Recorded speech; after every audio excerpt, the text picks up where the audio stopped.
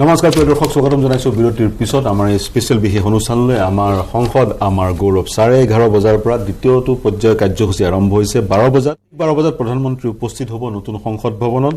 তাৰপিছত কাৰ্যসূচীবোৰ আছে। বিশেষকৈ যদিও ৰাষ্ট্ৰপতি দ্ৰৌপদী মুৰ্মুৱে অংশগ্ৰহণ কৰা নাই, কিন্তু 12:30 বজাত তেখেতৰ যি বাৰ্তা, সেই বাৰ্তা পঢ়ি শুনোৱা হ'ব। আৰু তাৰপিছত কিন্তু ৰাজ্যসভাৰ বিৰোধী দলৰ নেতাৰ ভাষণৰো সময় ৰখা হৈছে। গতিকে যিহেতু বিৰোধী দলসমূহে বয়কট কৰা পৰিলক্ষিত হৈছে এই সময়ত, গতিকে ৰাজ্যসভাৰ বিৰোধী দলৰ প্ৰতি কোনে ভাষণ দিয়ে সেয়া লক্ষণীয় হ'ব। কিন্তু দ্বিতীয় পৰ্যায়ৰ যি কাৰ্যসূচী আৰম্ভ হৈছে। প্ৰথম পৰ্যায়ত ৰাতিপুৱা পূজা পাঠ যজ্ঞ আদি কৰি নতুন সংসদ ভৱনটো মুকলি কৰা হ'ল। মই আলোচনাৰ মাজলৈ যাম, অসীম বৰাৰ ওচৰলৈ যাম, তেওঁক সেই আলোচনা আগবঢ়াই লৈ যাবলৈ অনুৰোধ জনাম। হয়, এতিয়া সংসদ ভৱনটো নিশ্চয় আজি দেশবাসীৰ বাবে উৎসৰ্গিতা কৰিলে আৰু প্ৰধানমন্ত্ৰীয়ে নিশ্চয় কিছু সময়ৰ পিছত দেশবাসীক উদ্দেশ্যে হয়তো ভাষণ দিব। সংসদ ভৱনৰ ওপৰত হয়তো তেওঁ আৰু কিছু কথা ব্যাখ্যা কৰিব। কিন্তু দেখা গৈছে যে আজি প্ৰদ্যুম্ন গোস্বামী আছে, ৰঞ্জিত শৰ্মা আছে, বা এখেতে সংসদত থকা পুৰণি অভিজ্ঞ ব্যক্তি কুমাৰ দীপক দাস আছে। কিন্তু দেখা গৈছে সংসদ ভৱনটো, মই আগতেও কৈছোঁ যে সংসদ ভৱনটোৱে আমাক এটা নতুন প্ৰাণ দিছে, নতুন গণতান্ত্ৰিক ব্যৱস্থাটো আৰু অধিক শক্তিশালী কৰিব। কিন্তু দুৰ্ভাগ্যৰ কথা যে সংসদৰ যিটো মৰ্যাদা, সংসদৰ ভিতৰ চৰাৰ যিটো মৰ্যাদা, তাত যিটো বিতৰ্ক, তাত যিটো ভাষণ, সেই কথাবিলাক কিন্তু বহুত নিম্নগামী হৈছে। আজি আন্তঃগাঁথনি উন্নত হৈছে বা বিভিন্ন সা সুবিধা সংসদ ভৱনৰ বাহিৰে ভিতৰে বাঢ়ি গৈছে, চৰকাৰী ব্যৱস্থাতো বহুত সুবিধা বাঢ়িছে।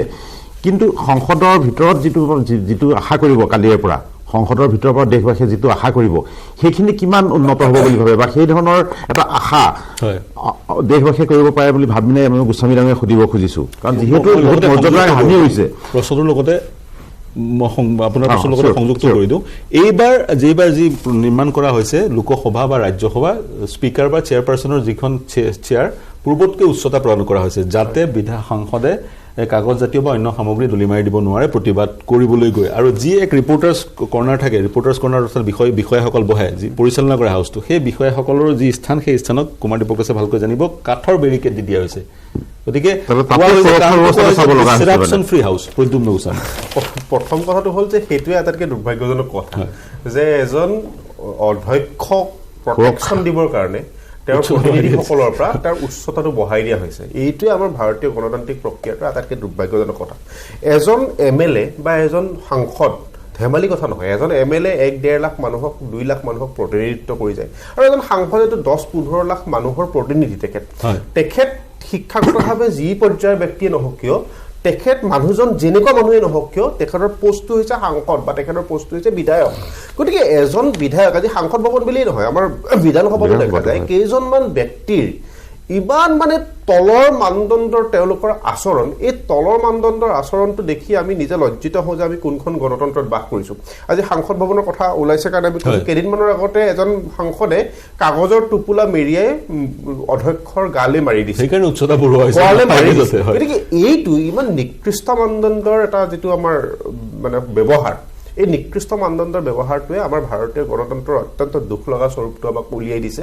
আৰু সেইটো সকলোতে, অকল আমাৰ সুস্থ বিতৰ্ক নাইকিয়া হৈ গৈছে। খুব ৰুচিশীল একদম নিকৃষ্ট নিজ মানসিকতাৰ কিছুমান ব্যক্তি, মই সকলো নহয়, কেইজনমান ব্যক্তি, কিছু ব্যক্তি তাত প্ৰৱেশ কৰিছে, তেওঁলোকে এনেকুৱা ধৰণৰ কথা বতৰাবিলাক আৰম্ভ কৰিছে। আৰু এই বস্তুটোৱে কিন্তু, এই ধাৰাটো যদি অব্যাহত থাকে, এই ধাৰাটো অব্যাহত থকালে কিন্তু ভাৰতীয় গণতন্ত্ৰৰ কাৰণে খুব বেয়া কথা। আৰু সাংসদ, আপুনি যদি কয় এতিয়া আমাৰ ভাৰতীয় সাংসদ বা অধ্যক্ষ বা আপুনি আমি দুজন ব্যক্তিকে আমি খুব শ্ৰদ্ধাৰে স্মৰণ কৰোঁ। এজন হৈছে PA চাংমা, অধ্যক্ষ বুলি ক'লে, আৰু ইলেকশ্যন কমিশ্যন বুলি ক'লে TNC চাং। এইকেইজন ব্যক্তিৰ যিটো তেওঁলোকৰ অৱদান, তেওঁলোকৰ যিটো ভূমিকা, তেওঁলোকে যেনেদৰে এটা সংসদ চলাইছিলে বা তেওঁলোকে যেনে ইলেকশ্যন কমিশ্যন চলাইছিলে, আজি যদি পৰ্যায়ক্ৰমে আপুনি অধ্যক্ষসকলকো চায়, কোনোবাখিনিত এনেকুৱা নালাগে যে অধ্যক্ষসকলো যেন কোনোবাখিনিত তেওঁলোকৰ কোনোবা পৰিচালনাত তেওঁলোক বিফল হৈছে, তেওঁলোকে কথা বতৰাত তেওঁলোক বিফল হৈছে, তেওঁলোক যেন কোনোবাখিনিত যি সময়ত অধ্যক্ষজন, সাংসদৰে কওক বা বিধানসভাৰে কওক বা লোকসভাৰে কওক, অধ্যক্ষজন সম্পূৰ্ণৰূপে নিৰপেক্ষ হ'ব লাগে, কোনোবাখিনিত যেন তেওঁলোকো পক্ষপাতিত্বমূলক ব্যৱহাৰ। দুখটো আপুনি স্পীকাৰজনক দুখ দিব বিচাৰিছে নে আচৰণৰ কাৰণে? এই দুখটো হৈছে কি, গোটেই আমাৰ ইলেকশ্যন প্ৰচেছটো, আমাৰ নিৰ্বাচনী প্ৰক্ৰিয়াটো।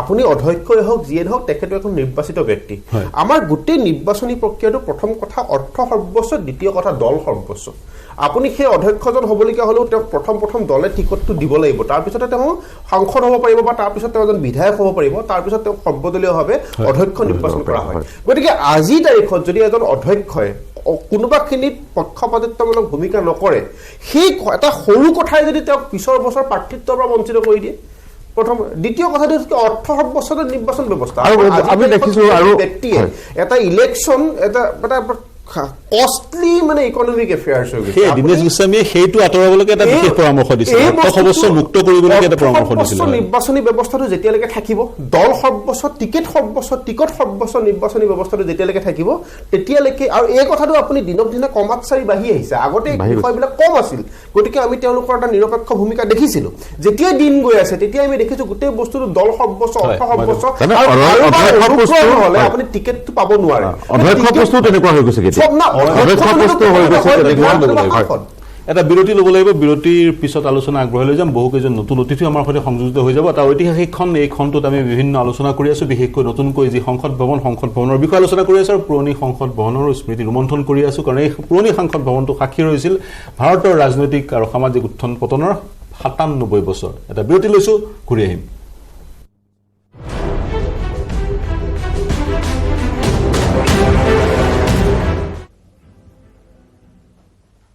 নমস্কাৰ স্বাগতম জনাইছো আমাৰ বিশেষ অনুষ্ঠানলৈ আমাৰ সংসদ আমাৰ গৌৰৱ প্ৰিয় দৰ্শক আজি এটা ইতিহাসৰ এটা পৃষ্ঠা লুটিওৱা হ'ল পুৰণি সংসদ ভৱনৰ ঠাইত আজি প্ৰতিষ্ঠা হ'ল নতুন সংসদ ভৱন আৰু যি পুৰণি সংসদ ভৱন প্ৰায় ৯৭ বছৰ ভাৰতৰ ৰাজনৈতিক ইতিহাসৰ উত্থান পতনৰ সাক্ষী হৈ আছিল সেই সংসদ ভৱনটোত আৰু সংসদৰ অধিৱেশন অনুষ্ঠিত নহয় আৰু আইন গৃহীত নহয় এই পুৰণি সংসদ ভৱনটোক আজি আমি স্মৰণ কৰিছো অভিমুখী মাৰিছো আৰু নতুন সংসদ ভৱনটোৱে কেনেকৈ এক নতুন যুগৰ সূচনা কৰিব এই সন্দৰ্ভত আলোচনা কৰি আছো বিৰোধী দল প্ৰায় ২০টা বিৰোধী দল কংগ্ৰেছৰ নেতৃত্বত ২০টা বিৰোধী দলে সংসদ ভৱন উন্মোচন অনুষ্ঠান অংশগ্ৰহণ কৰা নাই তেওঁলোকৰ দাবী এই ভৱনটো ৰাষ্ট্ৰপতিৰ দ্বাৰা উন্মোচন কৰিব লাগিছিল কিন্তু সেয়া এক অন্য বিষয় কিন্তু এটা যেতিয়া ভৱন পুৰণা হয় বা এটা বস্তু পুৰণা হয় নতুন এটাক আমি আদৰিবই লাগিব আৰু তাৰ সমান্তৰালকৈ পুৰণি বস্তুটোক আমি পাহৰি গ'লেও নহ'ব এই সংসদ ভৱনতে ভগত সিং বটুকেশ্বৰ দত্তই সেই বোমা বিস্ফোৰণ কৰিছিল সজাগ কৰিবলৈ কংগ্ৰেছ ইংৰাজক দৃষ্টিগোচৰ কৰিবলৈ ভাৰতৰ স্বাধীনতাৰ কাৰণে সেই পুৰণি সংসদ ভৱনটোতে 1947 চনৰ 15 আগষ্টত দেশৰ প্ৰধানমন্ত্ৰী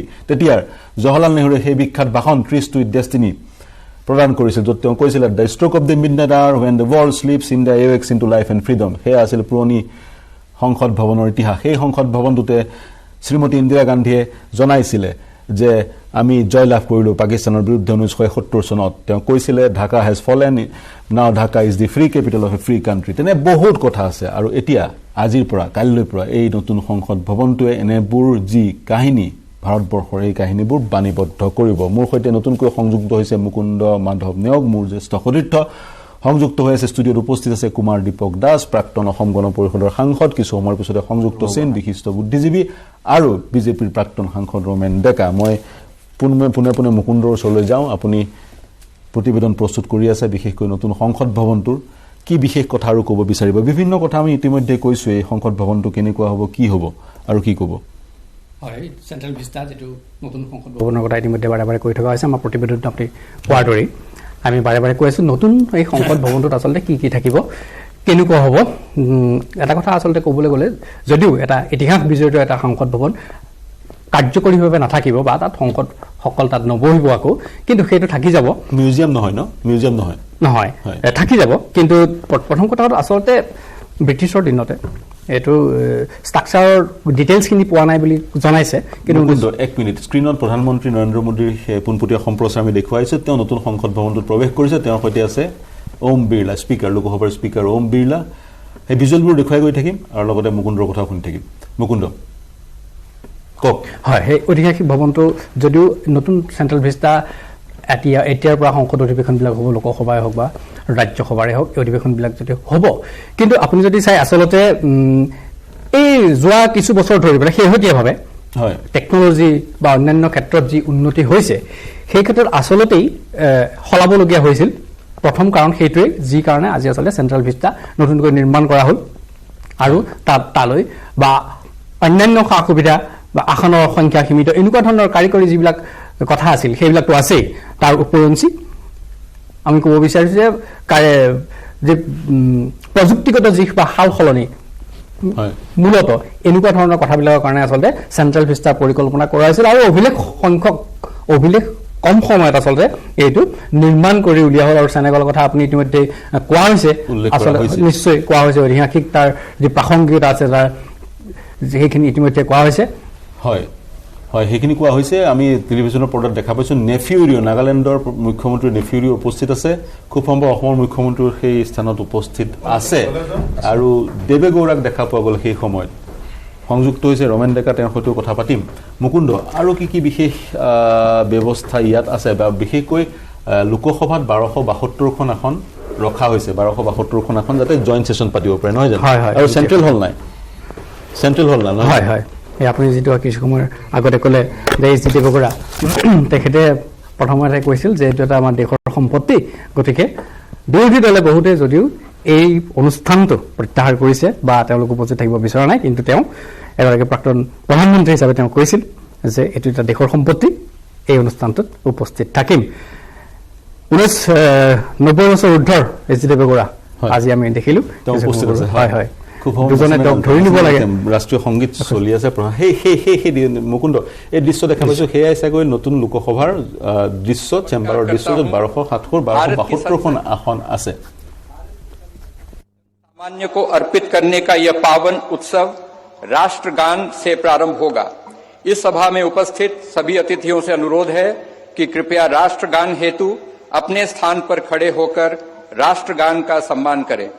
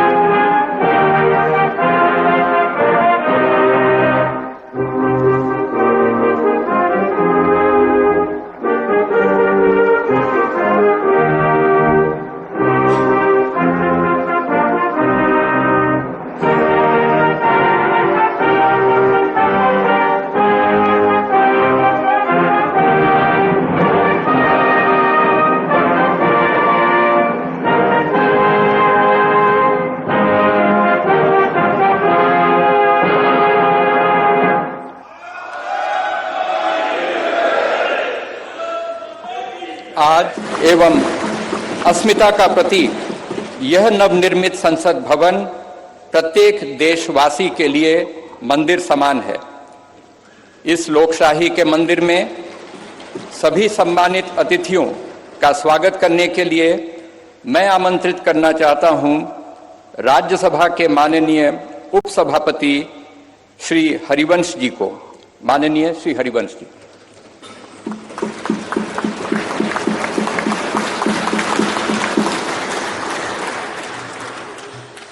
संसद के नवनिर्मित भवन के लोकार्पण समारोह के मुख्य अतिथि आदरणीय प्रधानमंत्री श्री नरेंद्र मोदी जी, माननीय लोकसभा अध्यक्ष श्री ओम बिरला जी, भारत के पूर्व राष्ट्रपति आदरणीय श्री रामनाथ कोविंद जी, केंद्रीय मंत्रिपरिषद के माननीय सदस्यगण, पूर्व प्रधानमंत्री आदरणीय श्री एच डी देवगौड़ा जी, राज्यों के माननीय मुख्यमंत्रीगण, विभिन्न देशों के राजदूतगण, लोकसभा की पूर्व अध्यक्ष माननीय श्रीमती सुमित्रा महाजन जी, सुप्रीम कोर्ट के माननीय न्यायाधीशगण, राज्यों के उप मुख्यमंत्रीगण, नेशनल कैपिटल टेरिटरी दिल्ली के उपराज्यपाल महोदय, दिल्ली हाई कोर्ट के माननीय मुख्य न्यायाधीश महोदय, लोकसभा और राज्यसभा के माननीय संसद सदस्यगण, विभिन्न राजनीतिक दलों के माननीय अध्यक्षगण, नोबेल पुरस्कार विजेता श्री कैलाश सत्यार्थी जी, टाटा समूह के चेयरपर्सन श्री एन चंद्रशेखरन जी, प्रेस और मीडिया के सम्मानित साथियों, उपस्थित गणमान्य अतिथिजन, देवियों और सज्जनों, भारतीय लोकतंत्र के श्रद्धा स्थल भारत की संसद के नए भवन के लोकार्पण समारोह में आप सभी गणमान्य अतिथिजनों का हार्दिक स्वागत और अभिनंदन। आजाद भारत की अस्मिता और हमारी समृद्ध लोकतांत्रिक विरासत का प्रतीक संसद के इस नए भवन को देश को समर्पित करने के ऐतिहासिक अवसर पर आप सभी का स्वागत करना अत्यंत सम्मान और सौभाग्य की बात है, अविस्मरणीय क्षण है। हम सब माननीय प्रधानमंत्री जी के आभारी हैं कि आजादी के अमृत काल में उन्होंने अपने कुशल नेतृत्व और असाधारण प्रयासों से स्वतंत्र भारत की जनता की आशाओं और आकांक्षाओं के अनुरूप नए संसद भवन की संकल्पना को मूर्त रूप दिया है। इसके लिए अपनी ओर से और समस्त देशवासियों की ओर से उनका हार्दिक धन्यवाद और अभिनंदन। आज हम सब ऐतिहासिक अवसर पर इस भवन के प्रांगण में एकत्रित हैं। हमारे जैसे विशाल और जीवंत लोकतंत्र के लिए यह गर्व का क्षण है। सम्मानित अतिथिगण, हमारा वर्तमान संसद भवन देश की लोकतांत्रिक गतिविधियों का जीवंत केंद्र रहा है, हमारी प्रगति का मार्गदर्शक रहा है। यह भवन भारत की स्वतंत्रता प्राप्ति तथा अनेक संविधान निर्माण से लेकर हमारी गौरवशाली लोकतांत्रिक यात्रा के दौरान अनेक ऐतिहासिक घटनाओं का साक्षी रहा है। बदलते समय के साथ माननीय सदस्यगण अपने संसदीय दायित्वों के समुचित निर्वहन के लिए आधुनिक सुविधाओं एवं नई तकनीक से युक्त एक नए संसद भवन की आवश्यकता महसूस कर रहे थे। आने वाले वर्षों में परिसीमन के कारण सदस्यों की संख्या में बढ़ोतरी की संभावना एवं संसद की बढ़ती हुई जिम्मेदारियों को देखते हुए वर्तमान संसद भवन में स्थान का अभाव भी महसूस किया जा रहा था। यही कारण है कि संसद के दोनों सदनों ने माननीय प्रधानमंत्री जी से सांसदों की दक्षता बढ़ाने और संसदीय कामकाज की इफिशियंसी बढ़ाने के उद्देश्य से आधुनिक सुविधाओं और संसाधनों से संपन्न एक नए स्टेट ऑफ द आर्ट भवन के निर्माण का आग्रह किया था। यह अपार हर्ष का विषय है कि माननीय प्रधानमंत्री जी ने अपनी देखरेख में 2.5 वर्षों से भी कम समय में भविष्य की चुनौतियों से निपटने में सक्षम एक आधुनिक संसद भवन तैयार करवाया है। यह भवन ईंट और गारे की संरचना मात्र नहीं है, बल्कि देश की सर्वोच्च चुनी हुई संस्था के रूप में यह भवन देश के नागरिकों की आशाओं, अपेक्षाओं और आकांक्षाओं की पूर्ति का माध्यम है। यह नया भवन अपने आप में वास्तुकला का शानदार उदाहरण है, जिसमें देश की सांस्कृतिक विरासत और विविधता की अद्भुत झलक मिलती है। इसमें हमारी संसद की जरूरतों के अनुरूप सौंदर्य और प्रौद्योगिकी का मिश्रण भी किया गया है। यह भवन त्रिकोणीय आकार के स्थान का अधिकतम उपयोग सुनिश्चित करता है। इसमें लोकसभा और राज्यसभा के कक्षों में पुराने भवन की तुलना में कहीं अधिक लोगों के बैठने का स्थान है। इन कक्षों में प्रत्येक सदस्य के लिए पूरी तरह डिजिटली वायर्ड इंटरनेट प्रोटोकॉल आधारित प्रणाली एवं इंटीग्रेटेड मल्टीमीडिया डिस्प्ले की सुविधा, अतिरिक्त सुरक्षा बटन के साथ मतदान प्रणाली सहित अन्य आधुनिक सुविधाएं भी उपलब्ध कराई गई हैं, ताकि माननीय सदस्य अपने कर्तव्यों का दक्षतापूर्वक निर्वहन कर सकें। देश की गौरवशाली लोकतांत्रिक यात्रा में आज का दिन एक महत्वपूर्ण पड़ाव है। अगले 25 वर्षों में जब हम आजादी का शताब्दी वर्ष मना रहे होंगे, तब इस अमृत काल में निर्मित यह नया संसद भवन हमारे जनप्रतिनिधियों के लिए प्रेरणा का स्रोत होगा। इस भवन में बैठकर हमारी संसद देश के स्वर्णिम भविष्य के निर्माण के लिए अनेक कालजयी निर्णय लेगी, और वह दिन दूर नहीं जब भारत आने वाले वर्षों में विश्व के लोकतांत्रिक देशों में शिखर पर होगा और समस्त विश्व को प्रभावी नेतृत्व देगा। इन्हीं शब्दों के साथ यहां पधारे सभी सम्मानीय अतिथियों का पुनः हार्दिक अभिनंदन और स्वागत। धन्यवाद। जय हिंद।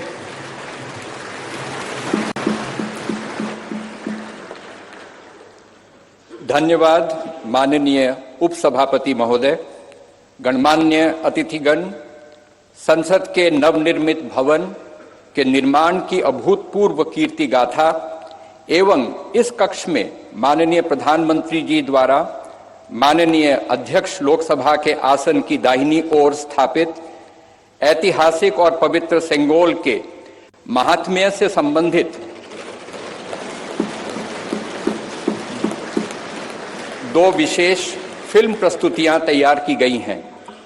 पहली फिल्म का शीर्षक संसद का नवनिर्मित भवन तथा दूसरी फिल्म का शीर्षक सेंगोल है। आइए हम इन फिल्म प्रस्तुतियों को देखते हैं।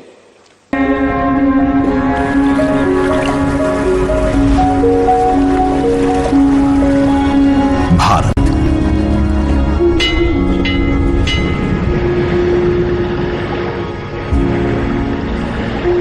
विविधता का दर्पण,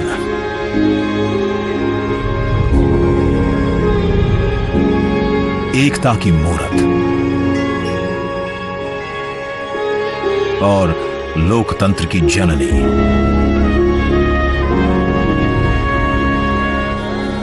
यहां गणतांत्रिक व्यवस्थाओं के उदाहरण हैं वेदों में।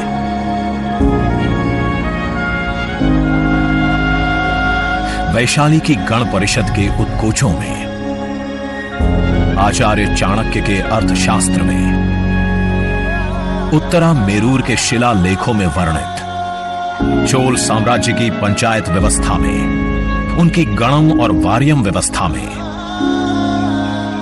भगवान बसवेश्वर की अनुभव मंटपम की धारणा में, गण, सभा,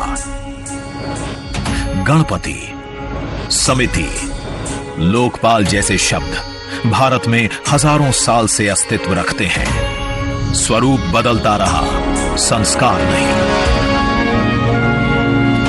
बदलते समय के साथ भारत बना विश्व का सबसे विशाल लोकतंत्र,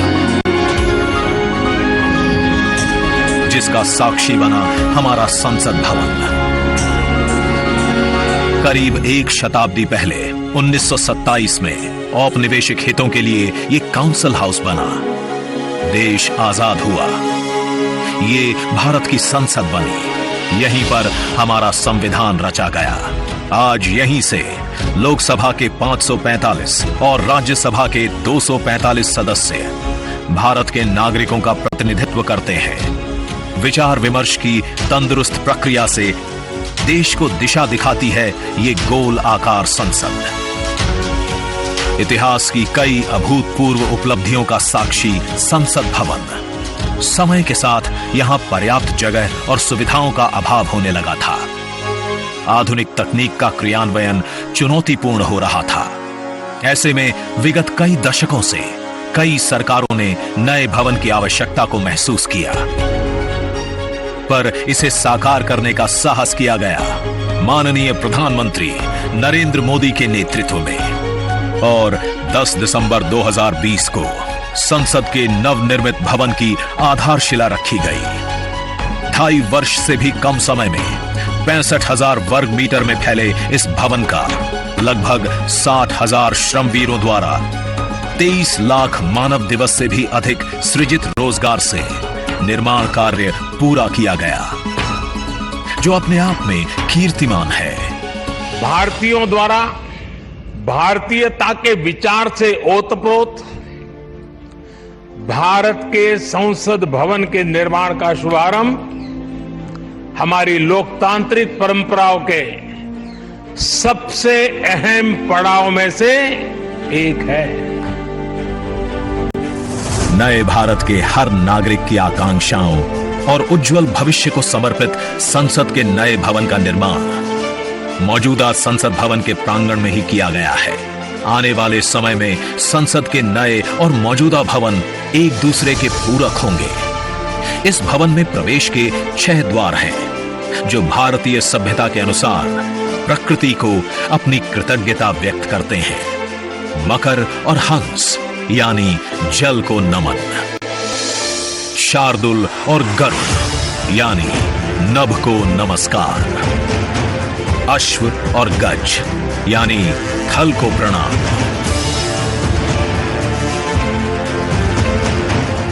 संसद के नए भवन का नया विराट लोकसभा कक्ष, जो राष्ट्रीय पक्षी मोर से प्रेरित है।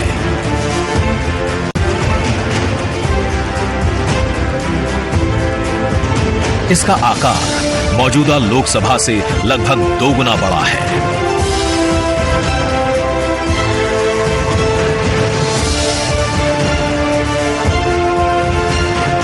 नया राज्यसभा कक्ष राष्ट्रीय पुष्प कमल से प्रेरित है।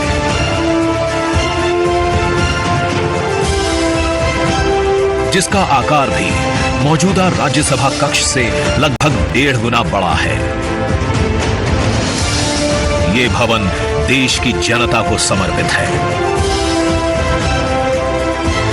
इसलिए लोकसभा और राज्यसभा में जनता के स्वागत के लिए विशाल दर्शक दीर्घा का निर्माण किया गया है। अत्याधुनिक डिजिटल उपकरण दोनों सदनों की सुविधाओं को नया आयाम देते हैं। यहां सदन की कार्यवाही को विभिन्न भाषाओं में सुना और पढ़ा जा सकता है। सदस्यों के लिए बायोमेट्रिक और सदन की कार्यवाही के प्रसारण के लिए विशाल multimedia display, automatic camera control और कमांड सेंटर का भी निर्माण किया गया है। ये नया स्मार्ट भवन पूरी तरह से पेपरलेस है। इस भवन के एक भाग में लोकसभा है। প্ৰিয় দৰ্শক, পুনৰ ঘূৰি আহিছোঁ। সেয়া আছিল তথ্যচিত্ৰ নতুন সংসদ ভৱনৰ। আমি আলোচনাৰ মাজলৈ পুনৰ যাম। আমাৰ সৈতে নতুনকৈ সংযুক্ত হৈছে বিজেপিৰ প্ৰাক্তন সাংসদ ৰমেন ডেকা আৰু বিশিষ্ট বুদ্ধিজীৱী হাইদৰ হুছেইন। আছিলোঁ পুৰণি সংসদ ভৱনৰ বহু লোকৰ কথা পাতি আছিলোঁ। দীনেশ গোস্বামীৰ বহু কথা আমি স্মৰণ কৰিলোঁ। হেমবৰুৱাৰ কথা স্মৰণ কৰিবলৈ বাকী আছে। মই এবাৰ ৰমেন ডেকা আপোনাৰ ওচৰলৈ যাম। নতুন সংসদ ভৱনটোৰ এই যি উন্মোচন, আপুনি যিটো সংসদ ভৱনত উদাত্ত কণ্ঠৰে ভাষণ দিছিলে বা বিভিন্ন অসম সম্বন্ধীয় বিষয়সমূহ উত্থাপন কৰিছিলে আৰু ফ্ৰিকুৱেণ্টলি আপুনি 377 অধীনত বিভিন্ন অসম সম্বন্ধীয় বিষয় উত্থাপন কৰি আহিছিল, আমি দেখিছোঁ। সেয়া আজিৰ দিনটোত আপোনাৰ কেনেকুৱা অনুভৱ? কেনেকুৱা? নাই, আজিৰ দিনটোত অনুভৱ মোৰ খুবেই আনন্দিত। কাৰণ কিয় নৰেন্দ্ৰ মোদী ডাঙৰীয়াই এটা পদক্ষেপ লৈছে। এই পদক্ষেপটোত বহুত সমালোচনা হৈছে, কিন্তু এজন ষ্টেটছমেন হিচাপে তেখেতে কামটো ঠিকেই কৰিছে। কাৰণ আমাৰ 2026 চনত এটা মানে চিটবোৰ বাঢ়িব, ডিলিমিটেশ্যন হ'ব সমগ্ৰ দেশত। 26লৈ বাধা আছিল, ফ্ৰিজ আছিলে। গতিকে 26ত একেদিনাই এটা মানে নহয়, মানে সংসদ ভৱন এটা একেদিনাই নহয়, টেম্পল অফ ডেমক্ৰেচিটো। আৰু আপুনি জানি আচৰিত হ'ব যে নৰসিংহ ৰাওৰ দিনত শিৱৰাজ পাটিলে এইটো কৰিব খুজিছিল। শিৱৰাজ পাটিলে এখন সভা পাতিছিলে, যিখন সভাত শিৱৰাজ পাটিল আছিলে, গোলাম নবী আজাদ আছিলে আৰু নৰসিংহ ৰাও আছিলে। তেখেতে কৈছিলে যে আমি এই মানে সংসদ ভৱনটো কৰিব লাগে। তেতিয়া মানে নৰসিংহ ৰাও ক'লে 30 বছৰ আছে, 30 বছৰৰ আগত কিয় বৰ্তাও? তেতিয়া কৈছে নহয়, আমিতো একেদিনাই বাঢ়িব নোৱাৰিম, এইটো বান্ধোতে কমচে কম 10 বছৰ লাগিব। গতিকে 10 বছৰত মানে আমি যদি কমপ্লিট কৰিব পাৰোঁ এইটো ভাল আছে। নিৰ্মাণ কৰোঁতে 10 বছৰ লাগিব। তেখেতৰ তেতিয়া মানে এটা ধাৰণা আছিল। তেখেতৰ সেই সময়ত ইমান মেচিনাৰী নাছিল, আজি মেচিনাৰী হৈছে, আজি ইনফ্ৰাষ্ট্ৰাকচাৰবিলাক খুব কম সময়ত কৰিব পাৰে। এখন দলং আগতে কৰোঁতে যিমান সময় লাগিছিলে আজি সেই সিমান সময় নালাগে। তেখেতে 8-9 বছৰ ভাবিছিলে শিৱৰাজ পাটিলে, মই কৈ লৈছোঁ সেই কথাটো। শিৱৰাজ পাটিলে সেই সময়তে ভাবিছিলে যে এইটো কৰিব লাগে। তাৰ পাছত ছাকচেছিভ প্ৰাইম মিনিষ্টাৰে এই কথাটো ভবা নাই যে 26ত এইটো হ'ব, 26ত আমি 1000 মানুহক ক'ত বহাম। বহুত বাৰে বাৰে কথা হৈ আছিলে। ইভিন অটল বিহাৰী বাজপেয়ীৰ সময়ত 1998ত যেতিয়া কথা হৈছিল যে উইমেন ৰিজাৰ্ভেশ্যন হ'ব লাগে, তেতিয়া অটল বিহাৰী বাজপেয়ীয়ে কৈছে যে ঠিক আছে, 250 আমি উইমেন ৰিজাৰ্ভেশ্যন কৰি দিওঁ, মানে এজ ইট ইজ এইখিনি থাকক, আৰু চেণ্ট্ৰেল হলটো আমি লোকসভাৰ কাৰণে কৰোঁ আৰু ৰাজ্যসভাটো লোকসভাৰ যিটো মানে এইটো প্ৰেজেণ্ট আছে এইটো কৰি আমি এবাৰ কাম চলাব পাৰোঁ তাৰপিছত সেই সময়ত হয়তো বহু কাৰণত উমেন্স ৰিজাৰ্ভেশ্যনটো বিলটো নাহিল আৰু নতুন সংসদৰ কথাটো তল পৰি থাকিল আজি যিহেতু 26ত হ'ব 26লৈ আৰু 2 বছৰ আছে 2 বছৰ আগতে সংসদ ভৱনটো কৰিছে it is a temple of democracy এটো গ্ৰেণ্ডিয়ৰ হ'ব লাগিব অটল বিহাৰী বাজপেয়ীৰ এটা কমেণ্ট আছে হয়তো আছে আপুনি কংগ্ৰেছৰ প্ৰসংগত উত্থাপন কৰিলে কিন্তু কংগ্ৰেছে বিৰোধিতা কৰিছে বা আজি কংগ্ৰেছৰ নেতৃত্বক দেখা পোৱা নাই কাৰণ তেওঁলোকে বিচাৰিছে ৰাষ্ট্ৰপতি দ্ৰৌপদী মুৰ্মুৰ দ্বাৰা উন্মোচন হওক নাই এইটো এটা ৰাষ্ট্ৰপতিৰ কথাটো কৈছে কিন্তু গভৰ্ণমেণ্টৰ এক্সিকিউটিভ হল নৰেন্দ্ৰ মোদী ডাঙৰীয়া বহু কেইখন মই কবৰত ছত্তীশগড় কৰিছে অসম বিধান কৰিছে এইবোৰ তৰুণ গগৈ কৰিছে সেই সময়ত ৰাজ্যপালক মতা নাছিল ৰাজ্যখনৰ কনষ্টিটিউচনেল হেড কোন ৰাজ্যপাল তেওঁ মতা নাছিলে কিন্তু যেহেতু এক্সিকিউটিভ হেড অফ মানে পদক্ষেপ গভৰ্ণমেণ্টখনৰ চিফ মিনিষ্টাৰে কৰিছে 8-10খন ষ্টেটত চিফ মিনিষ্টাৰে কৰিছে তাৰ পাছত কংগ্ৰেছে সোনিয়া গান্ধী কৰিছে আনকি এখন ৰাজ্যত গতিকে এতিয়া এই কথাটোলৈ বিৰোধী ছত্তীশগড় এছেম্বলি বিৰোধী সকলে বিৰোধ কৰিব লাগে কাৰণে বিৰোধ কৰিছে এইটো এটা ধাৰণা হৈছে আৰু আমাৰ ইয়াত গণতন্ত্ৰত বিৰোধীসকলে মানে এটা ধাৰণা কৰি লৈছে যে আমি প্ৰত্যেকটো কথাত বিৰোধ কৰিব লাগে সেইকাৰণে এইটো বিৰোধ হৈছে কিন্তু আজি দেৱেগৌড়া আহিছে দেৱেগৌড়াই কৈছে যে এইটো টেম্পল অফ ডেমক্ৰেসি আছে এইটো এটা প্ৰাইড অফ নেশ্যন আছে তেওঁ এক্স প্ৰাইম মিনিষ্টাৰ তেওঁ আজি এই উদ্বোধনী অনুষ্ঠানত তেখেতে তেলেগু দেশম পাৰ্টি আছে মায়াবতী আছে মই বিৰতি ল'ব লাগিব যদিও ৰাষ্ট্ৰপতি উপস্থিত নাথাকে কিন্তু 12:30 12:30 বজাত ৰাষ্ট্ৰপতিৰ যি বাৰ্তা সেই বাৰ্তা কোনোবা এজন বেলেগ এজনে সেই বাৰ্তা পাঠ কৰিব আৰু বিৰোধী আজি যি ঐতিহাসিক মুহূৰ্ত সেই ঐতিহাসিক মুহূৰ্তৰ সাক্ষী হৈ নৰল বা তেওঁলোক অংশীদাৰ নহল কিয় নহল তেওঁলোকে নিজৰ বক্তব্য আগবঢ়াইছে নিজৰ মতামত আগবঢ়াইছে কিন্তু মই এটা বিৰতি ল'ব লাগিব বিৰতিৰ পিছত পুনে মই হাইদৰ হুছেইন কুমাৰ দীপক দাস আৰু মুকুন্দ মাধৱ তেওঁলোকৰ ওচৰলৈ যাম কিন্তু এই মুহূৰ্ত ল'ব লাগিব এটা বাণিজ্যিক বিৰতি শীঘ্ৰে ঘূৰি আহিম